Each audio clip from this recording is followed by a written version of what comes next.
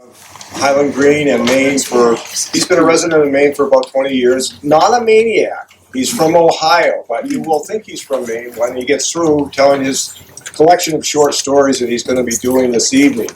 The stories have been shared. Peter Wood has shared those with his friends and at campsite gatherings, and a lot of enjoyment. I heard them yesterday, and they're very, very good. He gets all the material, most of the material, from Keith Warren Janison, a collection of stories that he has. And so Peter's going to share with us the stories of Western Maine of the 1960s, 1940s and 50s. Peter.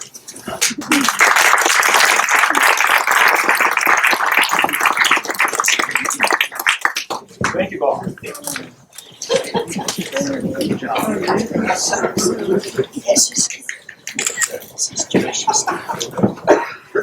Goodness, this crowd. And how many of you were born in Maine? You're real Mainers. How many of you are from away but pretend you're Mainers? Let me explain to you how this works. There was a fella born down in Portsmouth, New Hampshire, down to the hospital. When he was 2 weeks old, his family moved to Bangor. Now this fella never set foot out of Maine, barely got out of Bangor for 93 years. Now his best friend, from kindergarten on for the rest of his life, he was born in Bangor. Also, this guy died, passed on. They had a nice service. His friend walked up to the graveside after the service, put his head down, took a look at the grave, and said, "So long, stranger."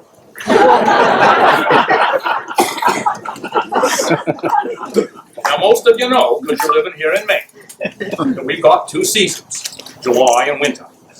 Now our winters are mighty long and our summers not so much.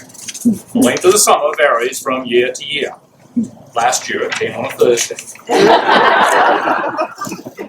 Some people wonder what we do up here when the snows get high and sometimes the road gets blocked. Fred can't get the plow stopped.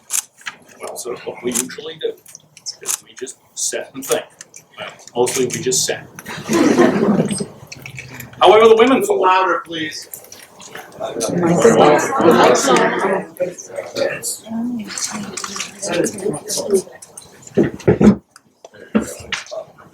Sitting on the collar. It's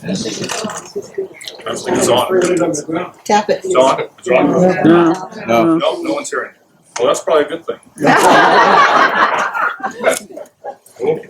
There you go. Here now? Yeah. You want me to tell that story again? It's a good one. Well, as I was saying, one of the things that the women folks do during the winter when it's long and dark is quilting. And we think that's a mighty good idea. Reason being, gives the women folk something to think about while they're talking.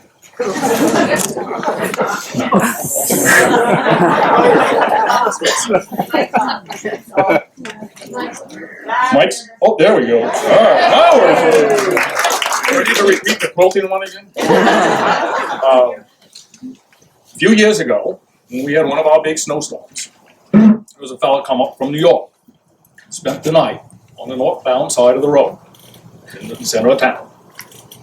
Well, he got up and he had to get across the street. Piles of snow that had been put there by the plow were probably 8 to 10 feet tall.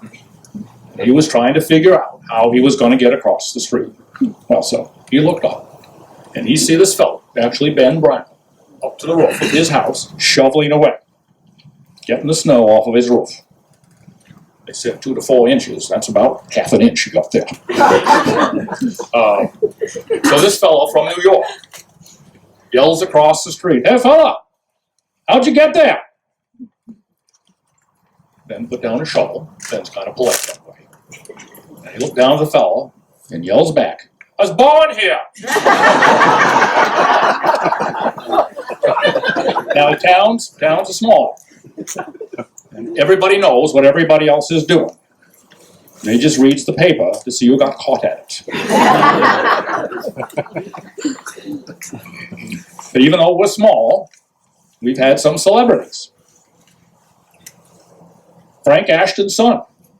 He became a movie star out to Hollywood. Big star. But he didn't forget our town. He came back every summer. 5 summers he'd come back. And every summer he brought his wife with him. 5 prettiest girls you ever saw. Somebody asked me one time, you got a small town here, you got a criminal lawyer? We think so, but we haven't been able to prove it yet. Being away up here in the country, one guy said, you are lost up here. We said, no, sir. We may be lost, and some people think we're lost. But we prefer that to being found. One time, some of the boys were sitting out on the porch in front of the store. And this young fellow come into town, walked up to the guys, and he says, trying to make some conversation, looks like it's gonna rain.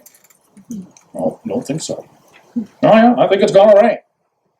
So I don't think so. Look, gentlemen, I'm not trying to start no argument, but I'm looking at those thunder huts over there, and it looks like it's gonna rain. What's your name, young fella? Ed Perkins. You any relation to Jeff Perkins? Over to Freiburg? No, that's my uncle. How about George Perkins? Down in Keysar Falls? No, that's my grandpa. Ned Perkins over to Hiram? Well, that's my father. Maybe it will rain.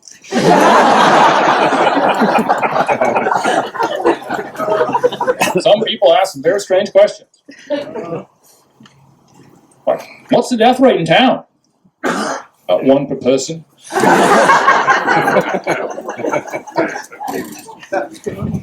Thinking about family, I had a cousin Matthew who had a farm in New Hampshire, right near the Maine line. One time, he got the word that his property had been resurveyed, and his farm wasn't in New Hampshire no more. It was now in Maine. So I calls up cousin Matthew and says to him, "Does that bother you?" "No, sir. In fact, thank the good God Almighty. It means I won't have to live through another one of them New Hampshire winters." What an Aunt Ruth. She's got 4 sons. 3 living and 1 in Lewiston.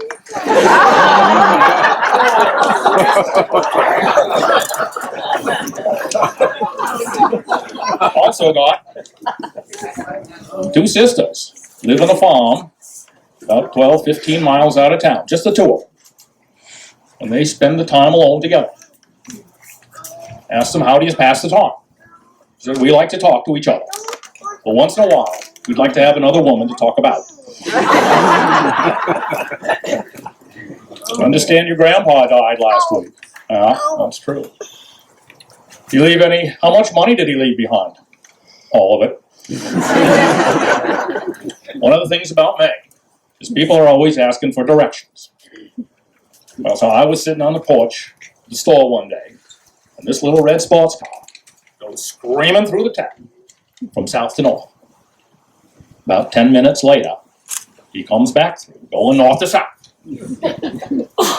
Then about 10 minutes after that, he comes to town and stops. Dead stop right in front of you. You don't open the door. He kind of hunches himself up in the seat. You know how they do? And he looks at me and says, "Hey, fella, how do you get to East Brownfield?" And I says to him, "Don't you move a damn inch."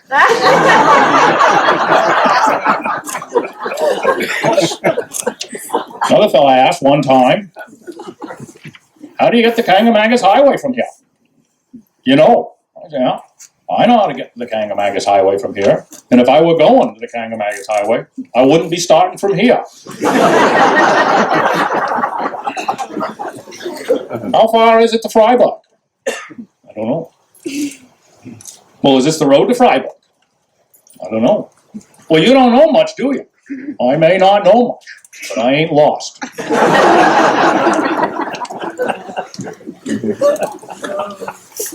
So I asked about how to find the road to Denmark. And he says, "That's not hard. Go down the road here. There's a covered bridge about 12 miles down the road. You take the right-hand turn 3 miles this side of it.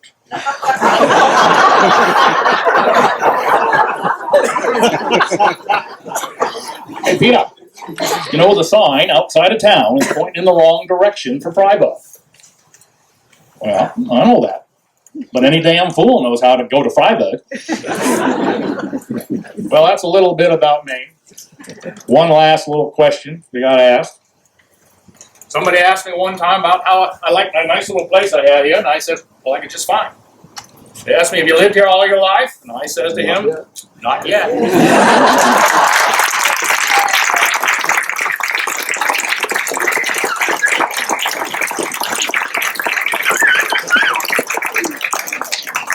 Thank you very much, Peter. Very well done.